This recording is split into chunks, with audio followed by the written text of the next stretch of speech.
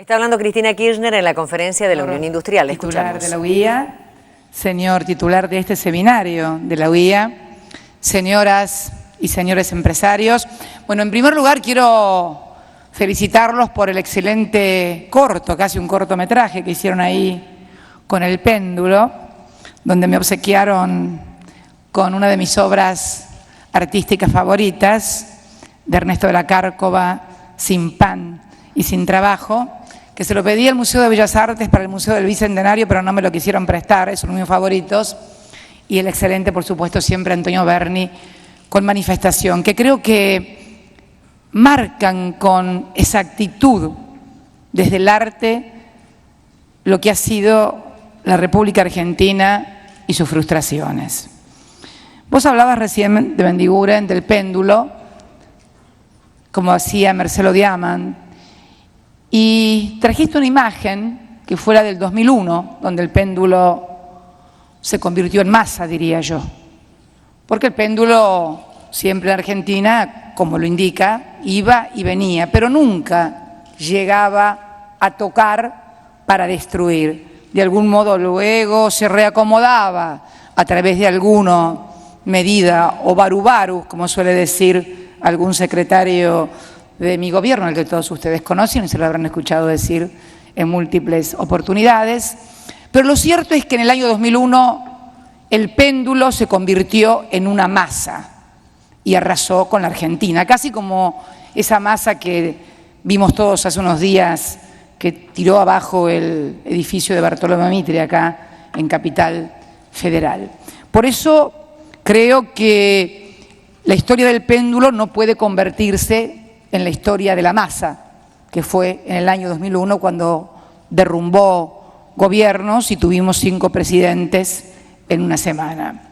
De esta Argentina que protagonizamos del año 2003 a la fecha, antes de ingresar en ella quiero hacerlo en un marco internacional, porque, a ver, no vivimos aislados, vivimos en un mundo, como recién indicaba de Mendiguren, sumamente interconectado, y el cuadro de situación global que hoy tiene el mundo es complejo, difícil y por momentos asusta a algunos.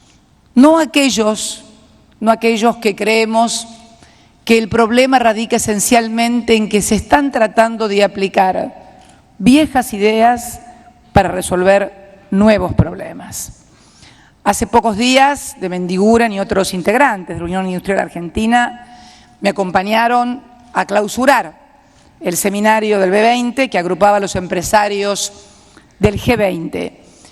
Y allí hablé de la situación de un mundo donde su producto global hoy, es decir, lo que ustedes producen, sea en producción o en servicios, está casi cuadruplicado en stock financiero. Esto es el spread entre lo que se produce y en los recursos financieros es de 1980 a la fecha casi 3 veces y media. Por eso utilicé el término de anarcocapitalismo financiero. Es imposible porque en definitiva el dinero se ha hecho como bien fungible para adquirir bienes o servicios. Si yo tengo más dinero que los bienes y los servicios que produzco, más tarde o más temprano la crisis viene y el mundo implosiona. Esa es una de las causas y de las cosas que está pasando en el mundo de hoy. Más tarde, en el recinto donde nos reunimos los mandatarios del G20, al cual obviamente ingresamos nosotros únicamente y no lo pudieron ver, la reunión era presidida por un finísimo cartel, como solamente lo pueden hacer los franceses, con ese gusto que los ha distinguido en toda su historia, que decía G20 Cannes, nuevo mundo, nuevas ideas. Lo del nuevo mundo me pareció acertado. Ahora, nuevas ideas no escuché ninguna, ni adentro ni afuera. Y yo creo que este es otro de los problemas que está atravesando el mundo en esta etapa histórica. Porque porque el mundo no hay que verlo únicamente como una fotografía de lo que nos sucede hoy.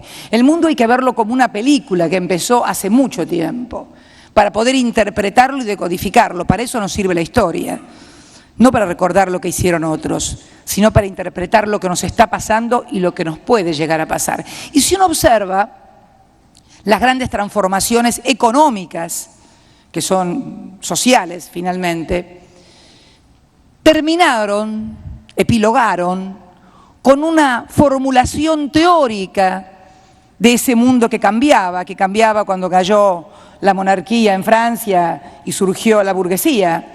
A partir de allí surgieron las ideas liberales, surgió el capitalismo, pero primero estuvo el hecho social, histórico y político, y luego el marco teórico de donde se explicaba y se extraían los marcos de solución, de negociación y la ruta por donde seguir, aparte de ese marco teórico y esa decodificación. Lo mismo podríamos decir cuando surge con mucha fuerza el capitalismo y, como suele suceder en toda la historia, a cada acción surge una reacción y surge definitivamente a través del marxismo o lo que fue el comunismo, en ese mundo bipolar que atravesamos en toda la segunda mitad del siglo XX. Pero hubo también un hecho que fue una explotación inhumana que hacía trabajar a pequeños, a mujeres, en condiciones que todos vimos en documentales, en películas,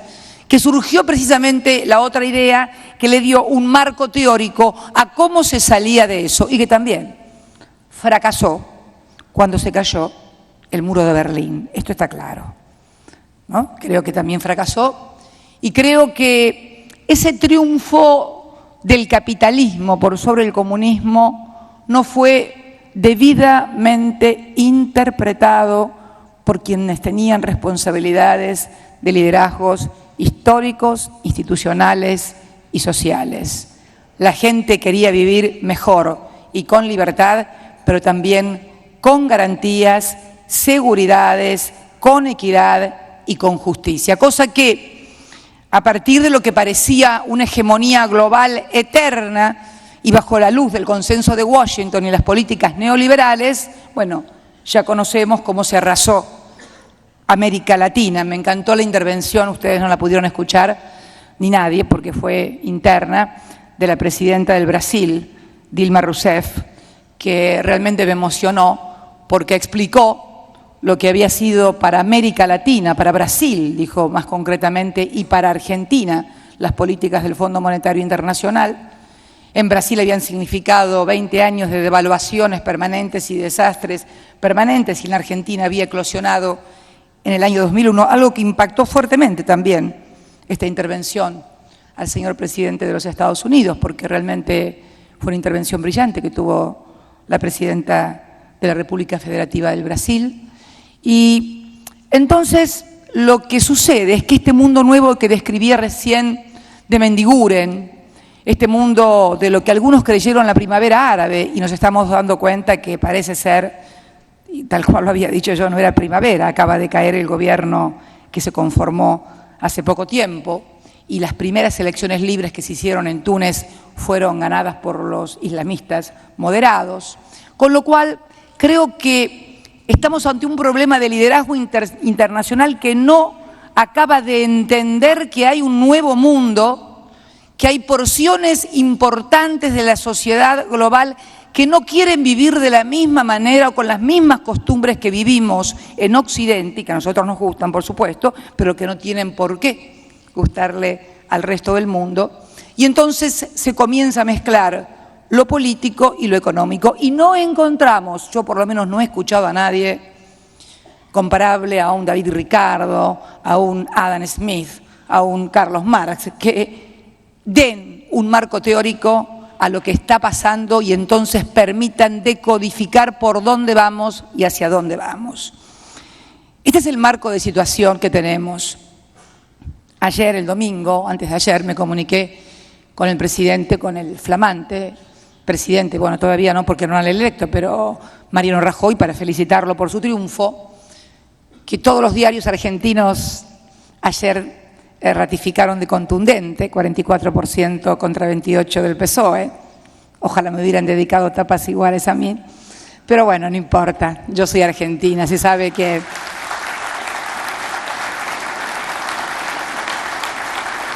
Pero bueno, uno no tiene que ser envidiosa. Lo llamé a Mariano, a quien lo conocía porque me ha entrevistado cada vez que he ido a España como líder de la oposición, y para felicitarlo, y voy a decir, me manifestó que quería venir a la Argentina, y además para decirle, bueno, que tenía una oportunidad fantástica porque había ganado muy bien, con una mayoría estupenda, que le permitía además tener una mayoría absoluta en los cuerpos parlamentarios, lo que seguramente le iba a permitir implementar esas ideas que durante tanto tiempo había querido hacerlo y el socialismo no le había dejado, y seguramente iba a encontrar las soluciones para España. Nos despertamos el lunes y hoy con 2 sopapos a las nuevas autoridades electas, con esa notable diferencia de votos por los mercados. Por lo cual, y tal cual lo manifesté en el B20, los políticos vamos a tener que decidir, yo por lo menos ya he tomado la decisión hace rato, de respetar a los mercados, pero saber que los que gobiernan son los que son elegidos por el voto popular. Esto lo tengo muy claro.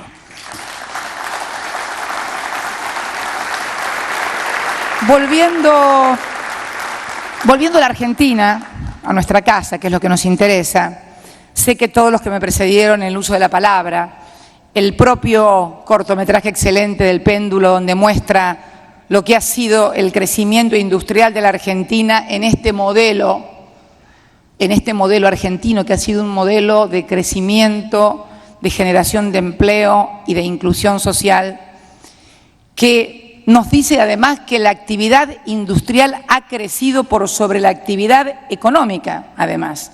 No es casual. Tenemos esa actividad económica, ese nivel de actividad económica, porque el crecimiento industrial ha sido más alto que la actividad económica, porque ha sido el que ha generado puestos de trabajo, ha generado un fuerte mercado interno y nos ha permitido hacer ese crecimiento que hasta hoy llevamos en 9 puntos de los últimos 12 meses anteriores y también en lo que va del año. Un crecimiento económico importante con una tasa de desocupación del 7.2, la más baja de la serie, queremos seguir bajándola. Un crecimiento económico también el más importante de los 200 años y el industrial desde 1900, desde cuando comienza a desarrollarse la industria, también sin lugar a dudas el más importante. Ahora bien, esto ha sido producto de un modelo macroeconómico que me habrán escuchado manifestarlo en reiteradas oportunidades. No voy a insistir en lo que seguramente también ha dicho Débora, ayer Amado, que Julio seguramente debe haber dicho también, cada uno en su ámbito de referencia. Yo quiero referirme a cómo seguimos, que es, me parece, lo que le debe interesar a todos. Y yo quiero rescatar uno de los últimos tramos del discurso de Deveniguren, que habla de innovación. Normalmente cuando me han escuchado hablar a mí de innovación me he referido a la parte tecnológica, tampoco voy a insistir, saben lo que esta presidenta, este gobierno y el anterior presidente pensábamos de la ciencia, de la tecnología, de la innovación, lo que hemos invertido, lo que hemos hecho, los científicos repatriados. No voy a cansarlos con las cifras y con los comportamientos que ustedes conocen y que además yo lo traduzco en una imagen y en un lugar, Tecnópolis, que es el lugar que yo quiero que defina a la Argentina que va a empezar este tercer centenario. Sabemos que lo que nos va a dar el salto cualitativo va a ser cuánto seamos capaces de hacer innovación tecnológica y científica. La anécdota de Ford, te la podría también trasladar a Bill Gates. Hasta que Bill Gates apareció, o sea, no pasaba nada. Y mira vos lo que pasa hoy. En realidad es ahí donde se invierte y entonces la oferta genera demanda, al revés de todo otro momento económico donde primero tiene que estar la demanda para que los empresarios inviertan. Esto también es otra verdad que no podemos ignorar. Digo entonces, ¿Cómo viene esta etapa? Yo la definiría, vos la definiste, Mendiguren, en la UIA la definió como la etapa del desarrollo. Me parece una buena, pero yo quiero ir un poquito más profundo. Yo quiero definirla como la etapa de la sintonía fina. ¿Por qué de la sintonía fina?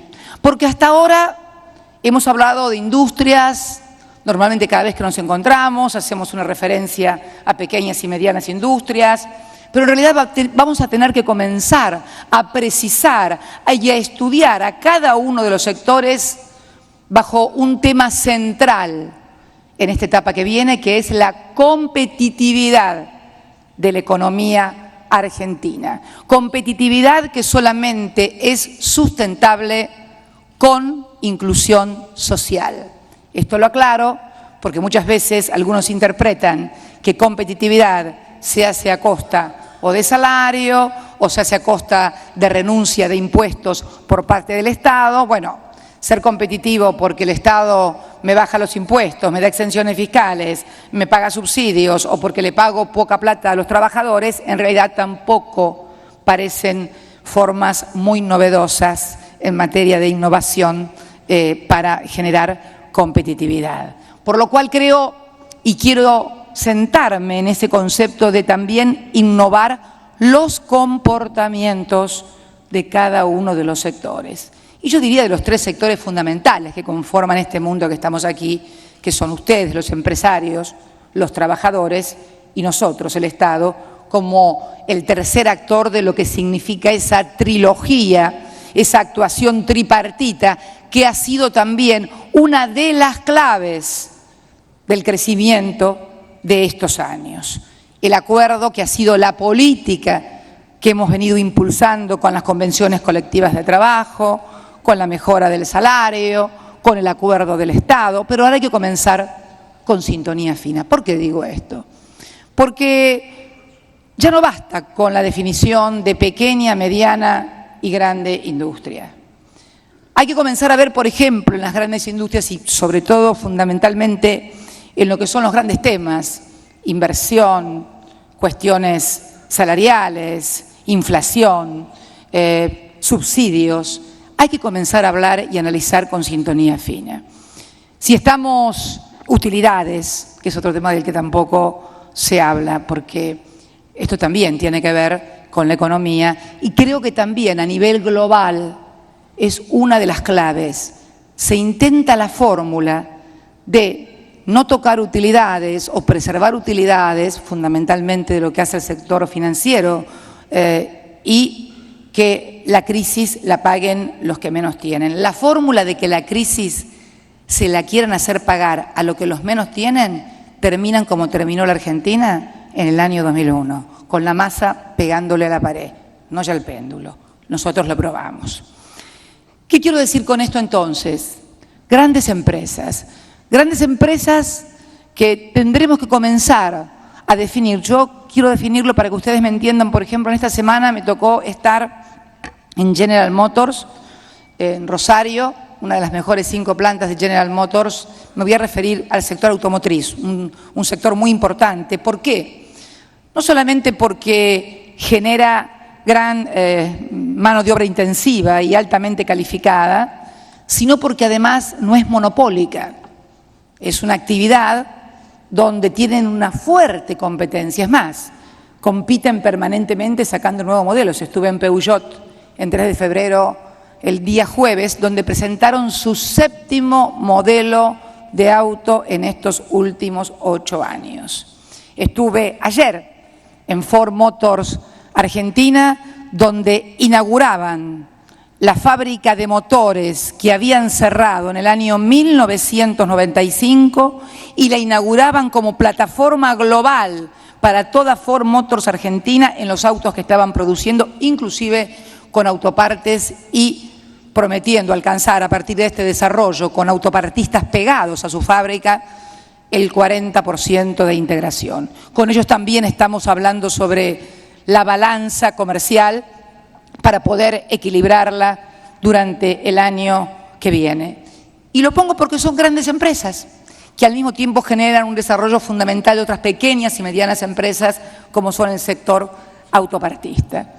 Pero también podemos hablar, y ellos en su gran mayoría además han reinvertido las utilidades totalmente en la República Argentina. Aprovecho para pasar un aviso frente a tanta cosa que se publica y se dice de modificación, de promoción, de ley, de inversiones y cosas extrañas que no se va a permitir por ley remitir ganancias.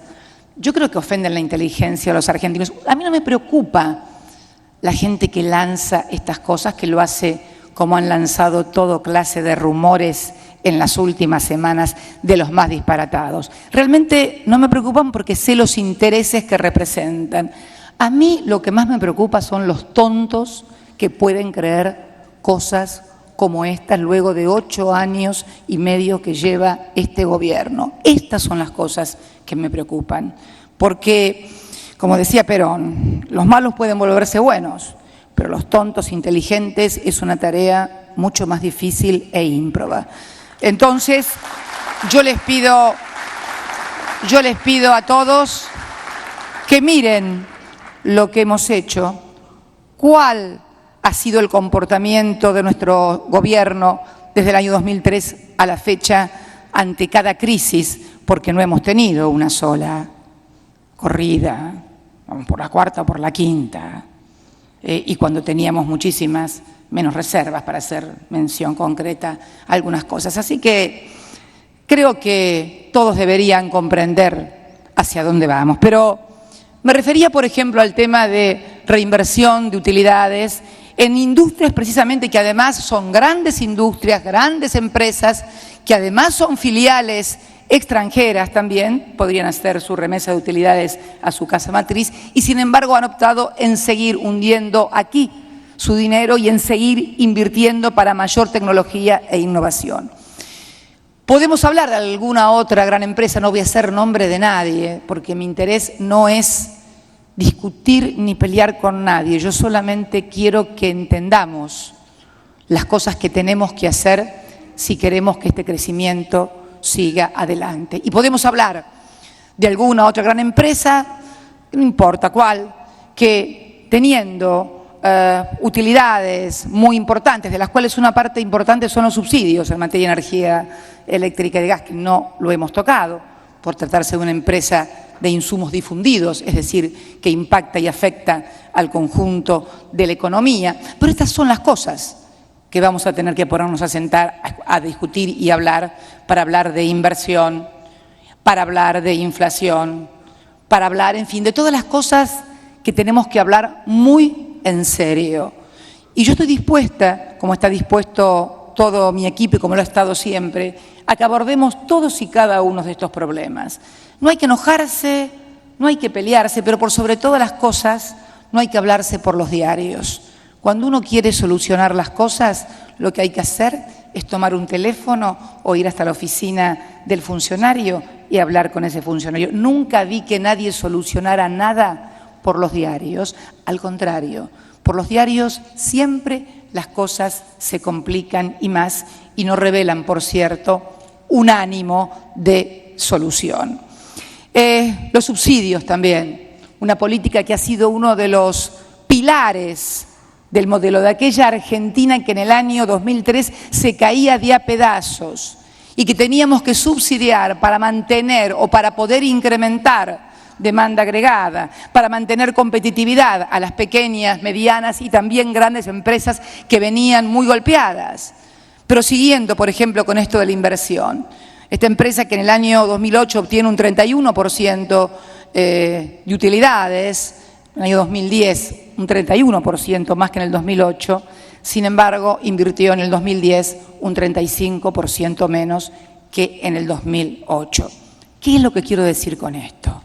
Que nosotros tenemos que saber que para mantener el modelo tenemos que seguir reinvirtiendo para poder seguir ampliando nuestra capacidad productiva, no solamente para este fuerte mercado interno que fue el que nos permitió sortear la crisis del año 2009, sino el que nos va a permitir, a través también de un proceso de integración generoso entre los países del Mercosur, tener un potente mercado intrazona América del Sur. De allí van a venir las soluciones y no de ninguna otra parte. Tocando también un tema, inversión también, que el Estado, por cierto, ha incentivado a través de un Banco Nación que hoy debe constituir, me atrevo a decir, no lo veo Juan Carlos Fábregas, pero por ahí debe estar, ahí está, ahí lo veo, decime cimiento, un 30% de la economía real. ¿Estamos bien si decimos un 30% de la economía real? Y a través, por ejemplo, del programa del Bicentenario, financiamiento productivo. Pero bueno, cuando el Vasco hablaba de innovar comportamientos, por allí cuando en estos últimos días se producen algunos acontecimientos y comenzamos a cruzar la información de los créditos que habíamos otorgado en el Bicentenario, encontramos que algunas empresas grandes, de servicios, de producción, no importa tampoco cuál, habían comprado igual cantidad de dólares o más de la que nosotros le habíamos prestado en peso a tasa negativa. Digo, el péndulo me parece que lo debemos controlar entre todos, sobre todo entre los que más pueden mover la economía, que no son miles ni millones, son muy pocos. Creo que es hora que hablemos con sinceramiento, sin enojarnos. Ya aprendí a no enojarme, ya nada me enoja. Después de lo de él no me enoja más nada, nada más que lo de él me enojó, pero bueno, ya está. Así que tengan la certeza absoluta de que van a encontrar una presidenta abierta a todas las ideas, pero fundamentalmente a seguir sosteniendo a rajatabla esa demanda agregada, ese poder adquisitivo de las clases más vulnerables, que son las que no tienen capacidad de ahorro. Ellos no me hacen contado con liqui. Bueno, en realidad contado con liqui ahora, después de algunas reformas que hemos hecho en el Central, no lo puede hacer nadie, pero ya van a encontrar seguramente desde el sector financiero alguna forma.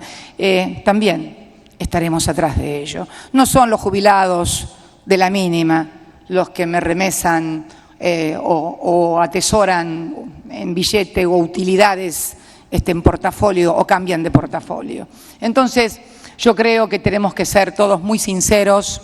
Es cierto, vivimos en una economía bimonetaria, pero la verdad que lo bueno sería, como hace Brasil y como hace cualquier país del mundo, vivir en la economía nuestra. Les reconozco algo. Esta idea de la cultura bimonetaria tiene también una raíz histórica. Desde el año 1930 aproximadamente a la fecha, nuestra moneda ha perdido 13 ceros. ¿Me escuchás, Vasco? 13 ceros. 13 ceros perdió nuestra moneda.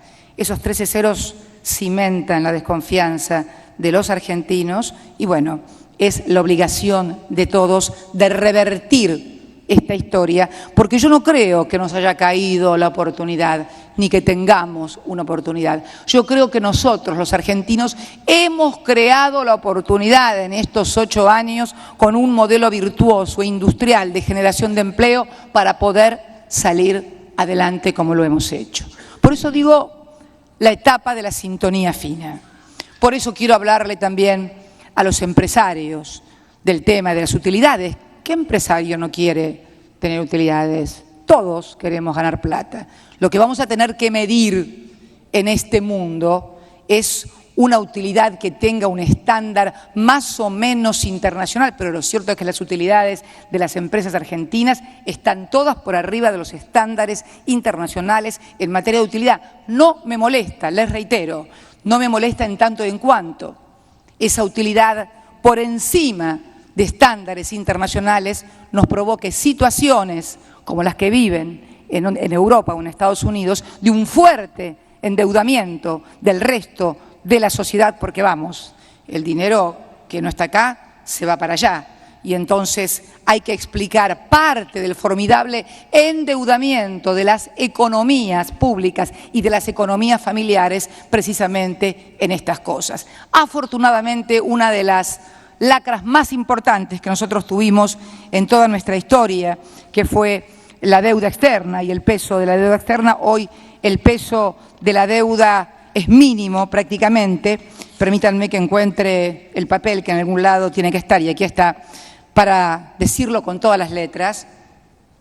Disminución de la deuda externa total, pública, privada, en relación al Producto Bruto al 32.2%. 32.2%. Yo creo que de la Baring-Brade para acá no se reconoce una relación entre PBI similar. La deuda pública en moneda extranjera se redujo al 27,5% del PBI. O sea, nuestro endeudamiento público en moneda extranjera, esto es dólar, moneda de reserva, moneda de emisión, 27,5% del PBI. Era el 106 en el 2003. Y se estima que a fin de año la proporción de la deuda pública en moneda extranjera que estará en manos del sector privado será solo el 8,7% del PIB. El otro está dentro del sector público en distintas instituciones. Esto no es una cuestión menor. Si a esto sumamos las reservas, si a esto sumamos un superávit comercial, porque no sé si te lo habrá explicado Mercedes, Marco del Pont, cuando estuvo ayer, pero si uno ve como una línea, imaginen una línea recta, horizontal, donde la parte de arriba es depreciación de la moneda y la parte de abajo es revaluación de la moneda. Y si observamos el ciclo entre el año 2007 y 2011 respecto de los otros países de la región, Brasil, Chile, Perú, Colombia, México inclusive, vamos a ver serrucho. Están así. ¿Por qué el efecto serrucho? Que se revalúan, se devalúan, se revalúan, se devalúan, porque el ingreso de sus capitales es de carácter financiero y por lo tanto la volatilidad depende de la volatilidad de los mercados. Si ustedes observan la línea argentina, nunca la van a ver en la línea de la revaluación de la moneda, siempre la van a ver en la línea de depreciación de la moneda, tal vez no con la intensidad que querrían todos los exportadores, pero entonces que no me vengan a hablar de inflación después, porque si yo no tengo controlada también la variable del dólar, vamos muchachos, 2 más 2 es 4 y todos sabemos que me terminan referenciando los precios de los bienes y los servicios en dólares. Pongámonos de acuerdo entonces, porque no se puede la chancha, los 20 y la máquina de hacer chorizos. Hay que tener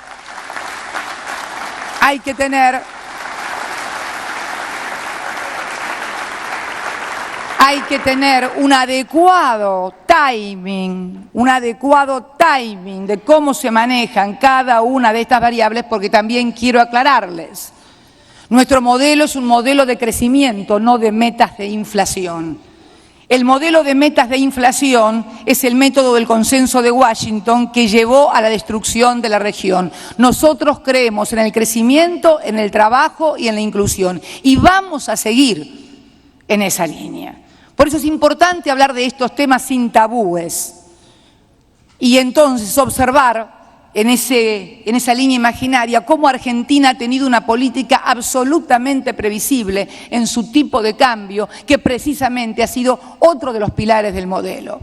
Y hablando de eso, superávit comercial, porque nuestros dólares son comerciales, son dólares reales, son dólares de la diferencia entre lo que vendemos y lo que compramos. Y estamos ya, sin contar los últimos 2 meses del año, en 9.373 millones. Yo me acuerdo que cuando habíamos hecho la estimación con Amado, con Débora, con el secretario de Comercio, nos habíamos dado por contentos de llegar a cerrar el año con 8.500.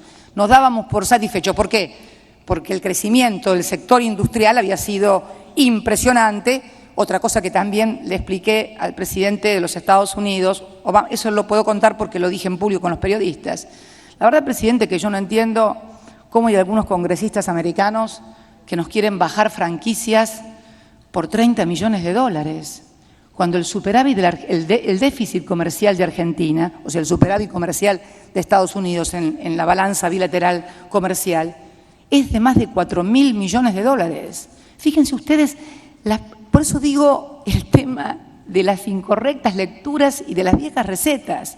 Cuando Argentina estaba en crisis, en el año 2003, nosotros teníamos superávit comercial con Estados Unidos, 1.126 millones de dólares, que se mantuvo con poco más, con poco menos, se iba a medida que iba pasando cada año, lo íbamos reduciendo. Y en el año 2006, después de la reestructuración de la deuda, donde se lanza con fuerza la reindustrialización del país, es allí donde comienza a ser superavitaria la balanza de los Estados Unidos. ¿Por qué? Porque nos venden valor agregado, nos venden las maquinarias y los fierros que todavía no construimos en la Argentina porque tenemos un proceso de desindustrialización de décadas y ellos tuvieron la suerte de tener un proceso de industrialización desde la Guerra de Secesión para adelante. Bueno, nosotros perdimos en Casero, ellos ganaron en la Guerra de Secesión y por eso fueron la potencia industrial más fuerte del mundo. No hay misterios para esto, la historia lo explica claramente.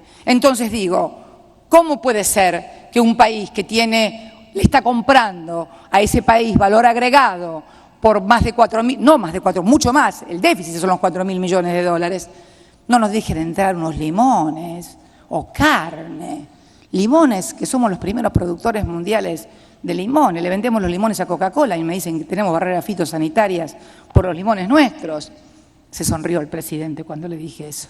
Se ve que entendió, afortunadamente, porque realmente, ¿qué va a pasar si nos sacan las franquicias por 30 millones de dólares? Y van a venir los señores afectados por los 30 millones de dólares y decir, señora, ¿por qué no le compra en lugar de comprarle esto, se lo compra a los rusos, a los alemanes, a los franceses, que además deben estar de sale, por así decirlo, porque hoy comprar maquinaria, todo usted lo sabe, es sale en todas partes. Entonces, realmente, esto significa que muchas veces no se entiende, no se ve y no se puede ver, no es una cuestión de buenos y de malos. Ya aprendí hace mucho tiempo que en economía y en política no hay buenos y malos, hay, nada más. Y entonces este fuerte, y volviendo al superávit comercial, que también ha sido uno de los pilares y que sostenemos a rajatabla, y por eso la política de administración de comercio. Porque, señores, también quiero notificarles que el mundo ha pasado a una etapa de administración de comercio y, si se me permite, de bilateralización de las relaciones comerciales, algo que también todos deben advertir con claridad. Y nosotros aquí, en la América del Sur, tenemos la posibilidad de ir a la inversa en la región con comercio intrazona, porque tenemos lo que quiere todo el mundo: energía, alimentos y la capacidad suficiente para transformarles y darles valor agregado. También con la administración lógica de que muchas cosas que vendemos se las estamos vendiendo a los que también venden cuestiones que quieren colocarlos acá. Por eso es muy fina la sintonía que hay que hacer. Y muchas veces, me decías, Vasco, cuidar las modales y las formas, es cierto. Pero muchas veces, sobre todo, no en el mundo exterior, y también en el mundo exterior, aquí, también es un poco la fuerza lo que define las cosas. No seamos ingenuos. Sonrisitas, está bien, pero mucha fuerza y mucha firmeza. Y si podemos tener mejores modales, los vamos a tener, y mucho mejor y bienvenido. Pero sepamos que lo importante es defender el interés de todos los argentinos, que es lo que realmente estamos haciendo. La otra cuestión, que es también una cuestión que desvela permanentemente al sector empresarial, en conversaciones o manifestaciones, y que hace la competitividad de la economía, y que también hace a la inclusión social, es el tema del otro actor, porque hasta ahora estuve hablando de los empresarios y del sector empresario, del otro gran actor de esta película, que son los trabajadores y sus dirigentes sindicales. Sé que estuvo hablando aquí no sé si hace un rato, no sé si está el compañero secretario general de la CGT, ¿no? ¿Se fue?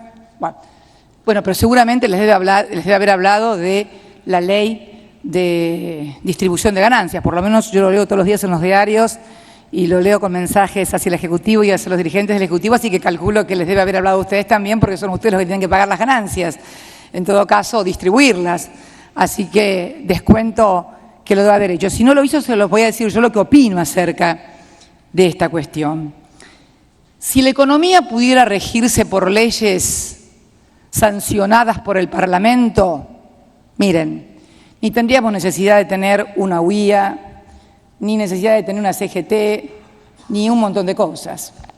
La economía realmente se rige por otras leyes, pero fundamentalmente el modelo, este modelo, se ha regido por algo que ha sido muy virtuoso, que ha sido el acuerdo entre los trabajadores y los empresarios en convenciones colectivas que implican no solamente cuestiones salariales, sino también condiciones laborales que también tienen un fuerte impacto económico, porque algunos miden únicamente salario, pero determinadas condiciones laborales también implican un determinado costo al sector empresario que debe ser merituado en el marco de lo que es la administración de una empresa. Yo sinceramente creo que aquellas empresas, aquellos empresarios, de hecho ya hay empresas que lo están haciendo, que han acordado con sus trabajadores distribuir las utilidades, me parece muy bien y estoy muy de acuerdo porque yo creo que los trabajadores que participan en las utilidades de la empresa defienden más a la empresa, se ponen la camiseta, creo que es muy bueno, pero es una cosa que tienen que decidir entre los empresarios y los trabajadores. No la puede imponer el Estado por la fuerza a través del Parlamento o imposible hacerlo en otro ámbito que no sea el Parlamento, por otra parte. Entonces creo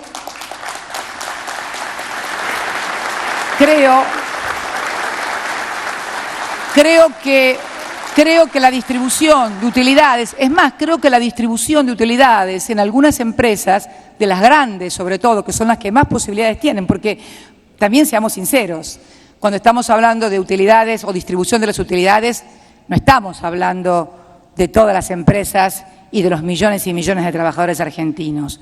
Estamos hablando de aquellos que tienen la suerte de trabajar en empresas que pueden tener por su actividad, aunque no tengan gran volumen de empleados, o por la magnitud y el volumen de la empresa, la posibilidad de distribuir. Pero esto no es aplicable a todos los trabajadores. ¿Cuántos se podrían ver beneficiados? Y la otra cuestión que se debería resolver es cuando la empresa tiene pérdidas porque hay una crisis o algún problema, ¿qué es lo que hacemos con eso? Por eso creo que son cosas que tienen que acordarlas como lo han hecho hasta ahora entre los trabajadores y el sector empresario. Pero creo que es un método que debe ser analizado en ese ámbito. Y también, hablando de la cuestión, es importante también señalar la necesidad de defender las conquistas laborales. Esta presidenta, antes de ser presidenta, fue legisladora nacional.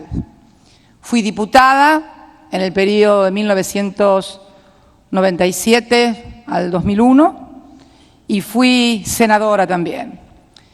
Y con motivo de la ley de flexibilización laboral del doctor Herman González, entonces creo que ministro de Trabajo, si mal no recuerdo, esta persona que era diputada, junto con los otros 3 diputados de la provincia de Santa Cruz y uno más de Entre Ríos, que estábamos todos en el bloque oficialista, pero éramos una suerte de subbloque, durante un mes estuvimos sin dar quórum para la flexibilización laboral aquella oportunidad. Creo que fue año 1998, si mal no recuerdo.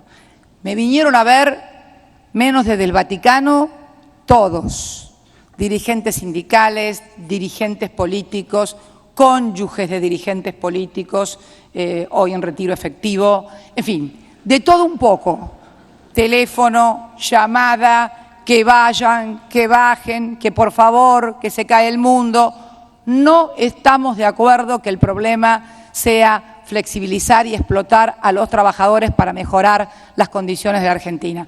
No dimos quórum durante un mes y bueno, y terminó dando quórum otro dirigente que no tiene absolutamente nada que ver con nosotros. Y en la segunda oportunidad, que terminó en escándalo y creo que fue el principio del fin del gobierno que se inició en el año 1999 de la Alianza, fueron el escándalo del Senado, que fue el escándalo del Senado porque en diputados hubo un sector muy importante que nos opusimos. Ahí debo reconocer que los mismos que me pedían que aprobara la flexibilización en el 98, esta vez estaban de este lado y pudimos reunir una masa crítica que impidió que los sobornos fueran los sobornos de senadores y de diputados. Nosotros votamos en contra, con lo cual, y a mí me tocó ser una de las espadas más fuertes. Fui la última que hablé esa tarde, después de ese día hablé 7 veces en el bloque. La última fue a las 7 de la tarde, cuando los dirigentes sindicales estaban reunidos en la Casa de Gobierno firmando lo que nosotros no queríamos que se firmara. Lo denuncié y fue duramente criticada por otra diputada, también cónyuge de otro miembro del sector sindical. Quiero contar esto porque nadie puede, no por lo menos honesta y sinceramente, decirle a esta presidenta que no defiende los intereses de los trabajadores. Porque además fue este gobierno. Uno puede ser dirigente sindical y gritar toda la vida, de hecho muchos gritaron durante muchos años y no obtuvieron nada. Tuvo que venir un gobierno, porque estas cosas se arreglan o se desarreglan desde el Estado. Tuvo que venir un gobierno a restituir la negociación colectiva salarial.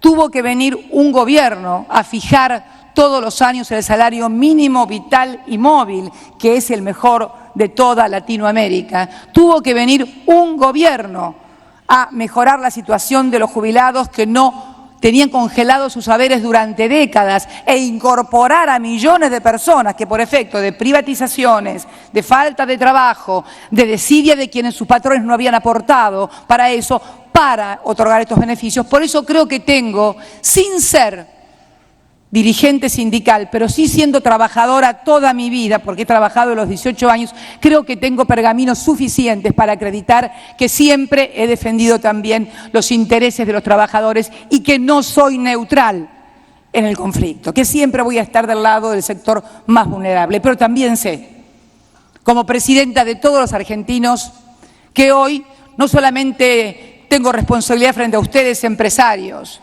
frente a los millones de trabajadores que tienen un trabajo registrado, bueno, que pueden tener obra social, que pueden tener un abogado que los defienda. Tengo también responsabilidad frente todavía a millones de argentinos que tienen un trabajo en negro o que todavía no han conseguido un trabajo y el Estado tiene que pagarle la asignación universal por hijo. Por eso me siento con la responsabilidad de los 40 millones de argentinos. Y en este sentido también, una cosa que se ha venido dando y que hace también a la competitividad de la economía y que tenemos que dialogarla seriamente. El conflicto laboral, que es siempre entre la patronal y entre el sector obrero, que por condiciones de trabajo, por mejoras salariales, con el derecho a huelga. Derecho a huelga, ¿quién puede negar el derecho a huelga? Un derecho constitucional para defender lo que uno quiere ganar, lo que uno quiere lograr. Pero últimamente asistimos a prácticas, y ya que vos hablabas, me ninguren de innovación de comportamientos, donde los conflictos ya no son ni siquiera con la patronal o con el Estado, son intersindicales, de encuadramiento, de quiénes son mis afiliados o quiénes dejan de ser, y paralizamos la actividad de una empresa o de toda la actividad económica. Esto no es conflicto laboral, esto es un conflicto sindical.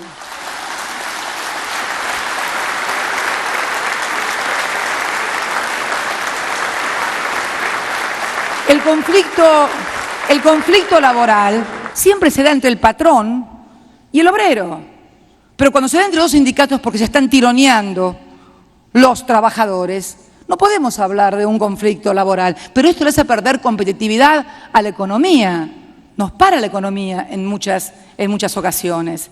Entonces también creo que son prácticas como tampoco, por ejemplo, acatar las conciliaciones obligatorias.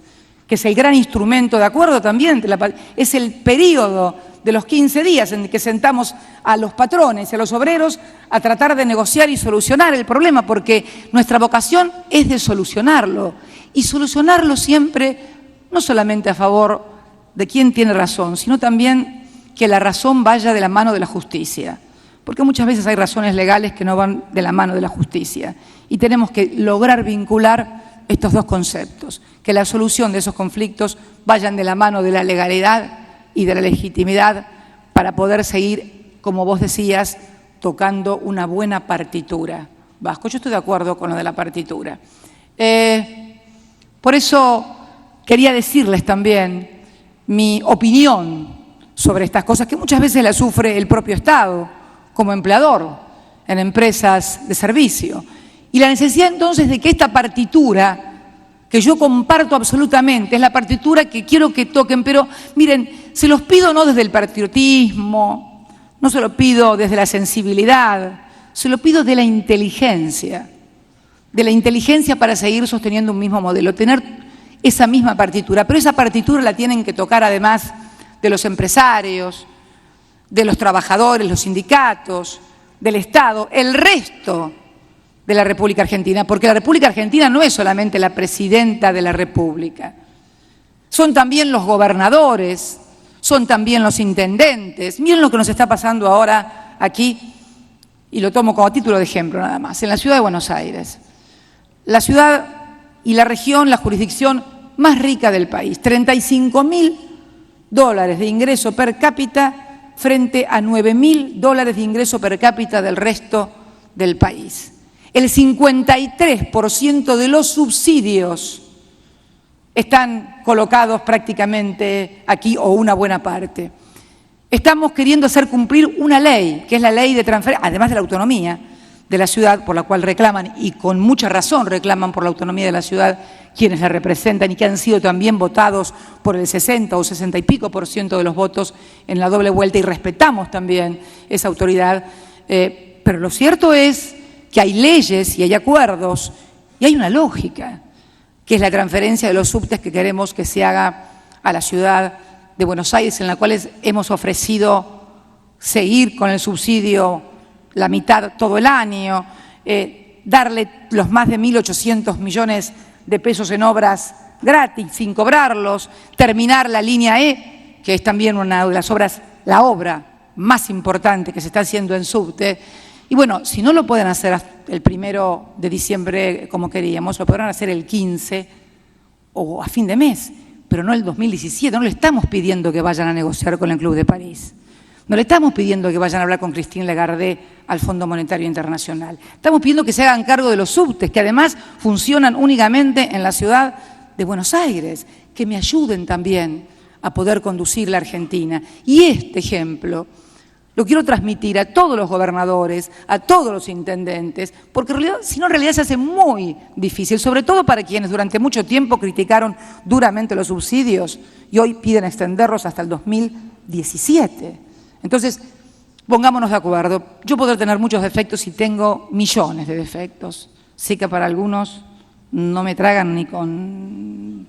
Pero mentirosa no soy. Y la verdad que siempre dije lo que pienso. Y por decir lo que pienso siempre, tuve bastantes dolores de cabeza. Entonces yo lo que pido a todos es esto que pedía mi querido amigo de Mendiguren.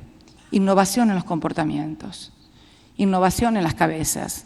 No nos va a servir de nada la innovación científica, tecnológica, que tengamos terneros clonados, vacas clonadas, autos que vuelen, trenes que transporten gente al espacio. No nos va a servir nada, cohetes espaciales, si no innovamos el comportamiento. Porque ese péndulo que se convirtió en masa en el año 2001, no fue ni más ni menos que el producto de nuestro propio comportamiento como nación y como país durante los 200 años de historia.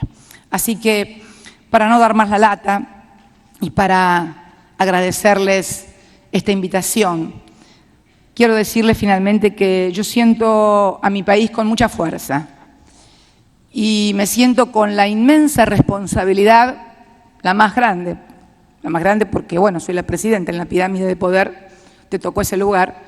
Quiero que sepan que conmigo siempre van a tener una persona con la cual van a poder dialogar, con la cual van a poder hablar, pero cuando hablemos de economía yo voy a hablar con números. Y quiero que cuando ustedes me vengan a hablar a mí también me vengan a hablar con números. Y contemos todos los números, los de las utilidades, lo de lo que hemos invertido, lo que tenemos que hacer, de la competitividad, y que nos sentemos en la mesa a discutir seriamente. Vamos a poder acordar, porque yo no quiero, ni creo, sinceramente, viendo cómo está el mundo, que ninguno de ustedes quiera volver al mundo que alguna vez vivimos, en la cual muchos de ustedes, algunos pintaban fábrica. Allá lo veo a mi amigo de Santa Fe que pintó la fábrica cuántas veces porque no tenía nada que hacer. Pero vivías en Santa Fe, vivías un poco más tranquilo en un pueblo. Acá, en la capital federal, quien era político, empresario o banquero, no la pasaba bien. Más o menos lo que está pasando en Wall Street, lo que está pasando en España, lo que está pasando en Grecia. Y yo no quiero que esto vuelva a pasar en mi país. Y esto no depende nada más ni nada menos de los que estamos aquí y también de muchos que están afuera. Me refiero afuera de este recinto, no afuera de lo que es la estructura productiva argentina. Porque todos los que estamos adentro de la estructura productiva argentina tenemos la inmensa responsabilidad con los que todavía están afuera. Por eso quiero agradecer esta invitación a la clausura de este seminario de la UIA y a decirles a todos los industriales argentinos, a todos los productores, a todos aquellos que generan bienes, servicios de toda índole, de toda gama, que en mí siempre van a encontrar a una presidenta dispuesta a seguir invirtiendo y trabajando por el país, porque creo sinceramente que el crecimiento, la inclusión, el desarrollo del mercado interno, el aumento de las exportaciones es lo que nos ha valido que muchas veces hoy nos miren en el mundo con asombro.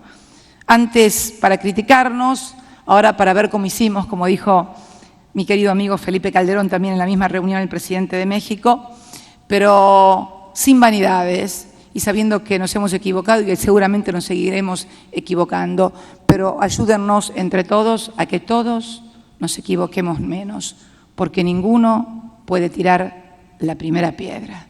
Muchas gracias y muy buenos días a todos y a todas. Con el discurso de la presidenta Cristina Fernández fue clausurado formalmente esta conferencia, este encuentro de la Unión Industrial Argentina en Puerto Madero. Mañana a las 13 con toda la información los esperamos. Hasta luego.